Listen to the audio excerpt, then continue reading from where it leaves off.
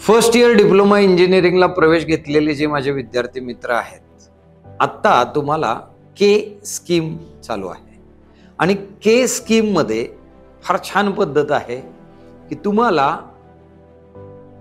Passing जे आहे ते कंबाईंड आहे.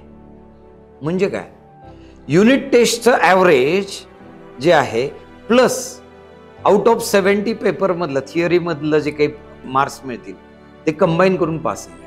म्हणजे युनिट टेस्टवरती फोकस करा. युनिट टेस्टला 30 आउट ऑफ 30 पाडा. 70 पैकी 10च पाडायचे पास व्हायला. पण जर इकडे 30 पैकी 30 तुम्हाला पडलेत तर इथे पास होण्यासाठी कशाला अभ्यास करा, स्कोर करा ना.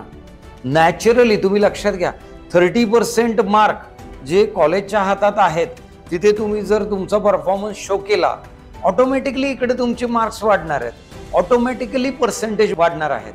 मग focus on to the unit test. Unit टेस्टला व्यवस्थित अभ्यास करा, युनिट टेस्टला स्कोअर करा. नॅचरली फायनल एक्झामला तुमचा स्कोअर होईल.